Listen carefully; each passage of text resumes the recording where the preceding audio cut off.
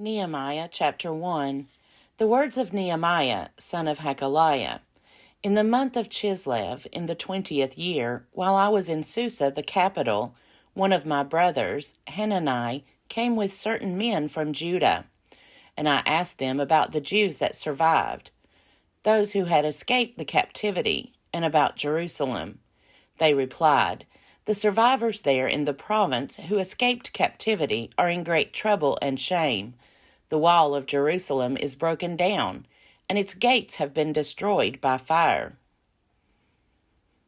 When I heard these words, I sat down and wept, and mourned for days, fasting and praying before the God of heaven.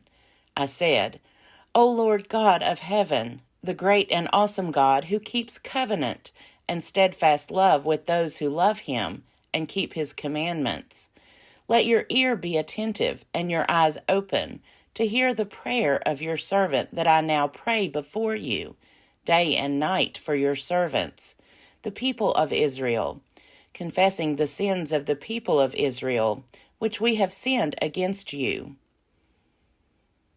Both I and my family have sinned. We have offended you deeply, failing to keep the commandments, the statutes, and the ordinances that you commanded your servant Moses. Remember the word that you commanded your servant Moses. If you are unfaithful, I will scatter you among the peoples. But if you return to me and keep my commandments and do them, though your outcasts are under the farthest skies, I will gather them from there and bring them to the place at which I have chosen to establish my name. They are your servants and your people, whom you redeemed by your great power and your strong hand. O Lord, let your ear be attentive to the prayer of your servant, and to the prayer of your servants who delight in revering your name. Give success to your servant today, and grant him mercy in the sight of this man." At the time, I was cupbearer to the king. Nehemiah chapter 2.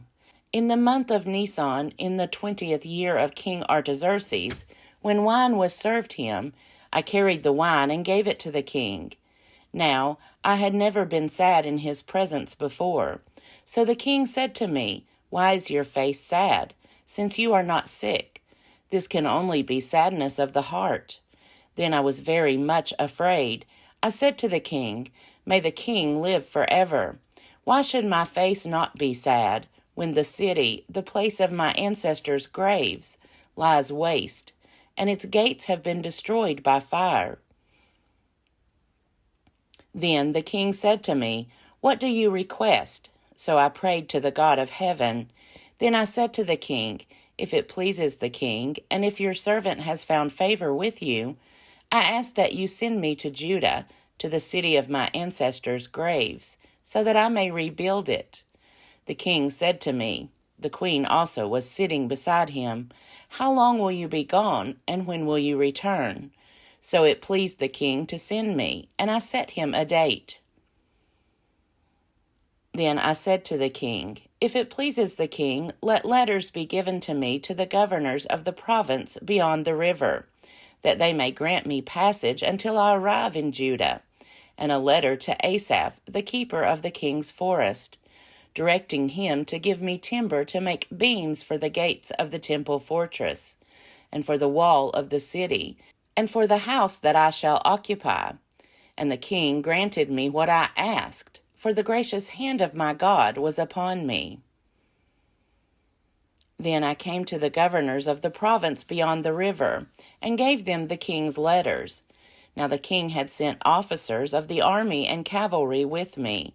When Sanballat the Horonite and Tobiah the Ammonite official heard this, it displeased them greatly that someone had come to seek the welfare of the people of Israel. So I came to Jerusalem and was there for 3 days. Then I got up during the night, I and a few men with me. I told no one what my God had put into my heart to do for Jerusalem. The only animal I took was the animal I rode. I went out by night by the valley gate, past the dragon's spring, and to the dung gate, and I inspected the walls of Jerusalem that had been broken down, and its gates that had been destroyed by fire. Then I went on to the fountain gate and to the king's pool, but there was no place for the animal I was riding to continue. So I went up by way of the valley by night and inspected the wall. Then I turned back and entered by the valley gate, and so returned. The officials did not know where I had gone or what I was doing. I had not yet told the Jews, the priests, the nobles, the officials, and the rest that were to do the work. Then I said to them, "You see the trouble we are in, how Jerusalem lies in ruins with its gates burned. Come, let us rebuild the wall of Jerusalem, so that we may no longer suffer disgrace." I told them that the hand of my God had been gracious upon me, and also the words that the king had spoken to me. Then they said, "Let us start building." So they committed themselves to the common good. But when Sanballat the Horonite and Tobiah the Ammonite official and Geshem the Arab heard of it, they mocked and ridiculed us, saying, "What is this that you are doing? Are you rebelling against the king?" Then I replied to them, "The God of heaven is the one who will give us success, and we his servants are going to start building, but you have no share or claim or historic right in Jerusalem." Nehemiah chapter 3. Then the high priest Eliashib set to work with his fellow priests and rebuilt the sheep gate. They consecrated it and set up its doors. They consecrated it as far as the Tower of the 100 and as far as the Tower of Hananel. And the men of Jericho built next to him, and next to them Zaccur son of Imri built. The sons of Hassenaah built the fish gate. They laid its beams and set up its doors, its bolts, and its bars. Next to them Meremoth, son of Uriah, son of Hakkoz, made repairs. Next to them Meshullam, son of Berechiah, son of Meshezabel, made repairs. Next to them Zadok, son of Baana, made repairs. Next to them the Tekoites made repairs, but their nobles would not put their shoulders to the work of their Lord. Joiada, son of Paseah, and Meshullam, son of Besodeiah, repaired the old gate. They laid its beams and set up its doors, its bolts, and its bars. Next to them repairs were made by Medelatiah, the Gibeonite, and Jadon, the Meronothite, the men of Gibeon and of Mizpah, who were under the jurisdiction of the governor of the province beyond the river. Next to them Uzziel, son of Harhaiah, one of the goldsmiths, made repairs. Next to him Hananiah, one of the perfumers, made repairs, and they restored Jerusalem as far as the broad wall. Next to them Raphaiah, son of Hur, ruler of half the district of Jerusalem, made repairs. Next to them Jedaiah, son of Haramath, made repairs opposite his house. And next to him Hattush, son of Hashabneiah, made repairs.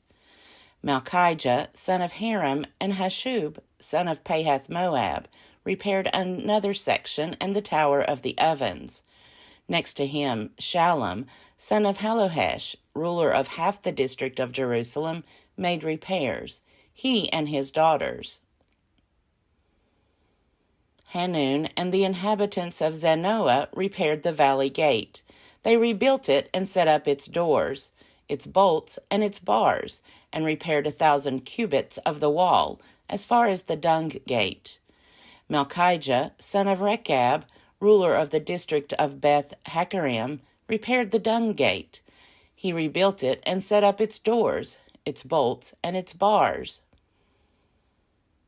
And Shallum, son of Kolhozah, ruler of the district of Mizpah, repaired the fountain gate. He rebuilt it and covered it and set up its doors, its bolts, and its bars.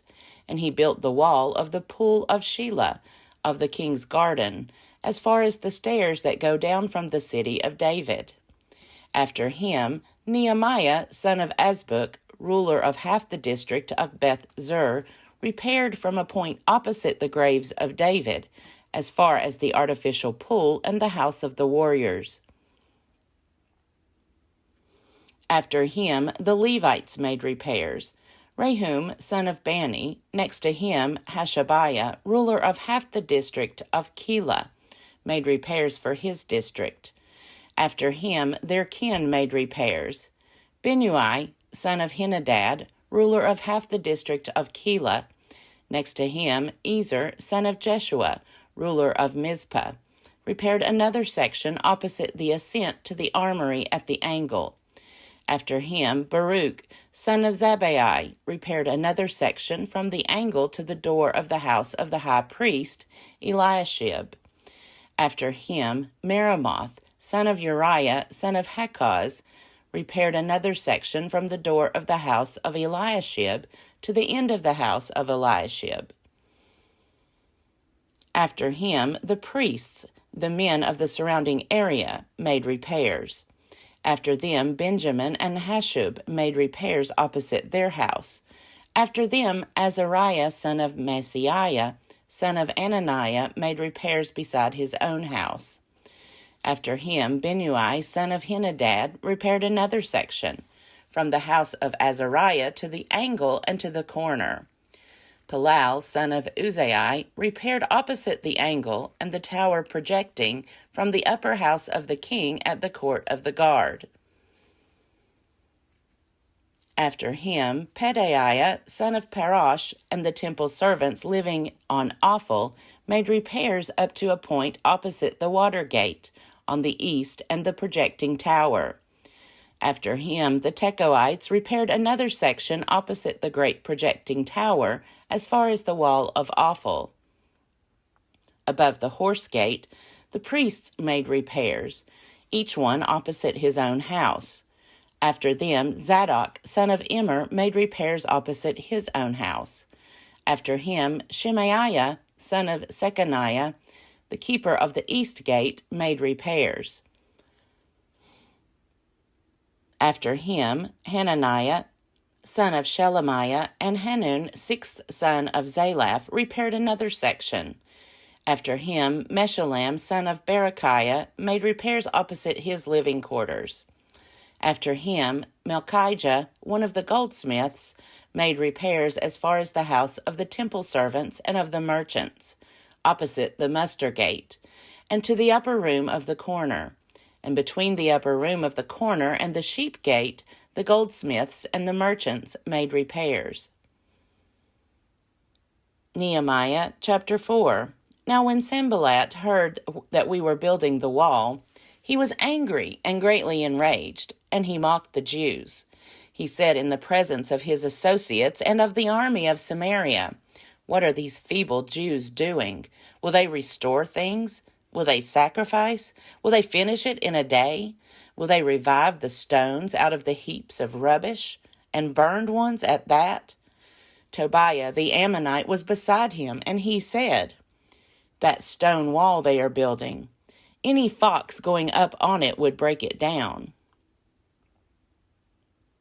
Hear, O our God, for we are despised. Turn their taunt back on their own heads, and give them over as plunder in a land of captivity.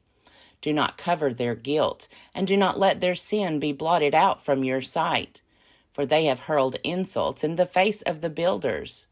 So we rebuilt the wall, and all the wall was joined together to half its height, for the people had a mind to work.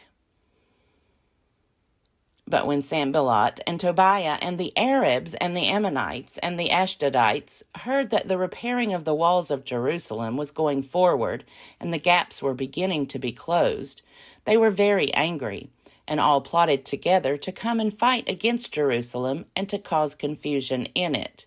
So we prayed to our God and set a guard as protection against them day and night. But Judah said, "The strength of the burden bearers is failing, and there is too much rubbish so that we are unable to work on the wall." And our enemies said, "They will not know or see anything before we come upon them and kill them and stop the work."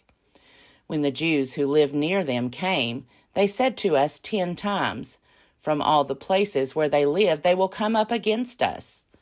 So in the lowest parts of the space behind the wall, in open places, I stationed the people according to their families, with their swords, their spears, and their bows.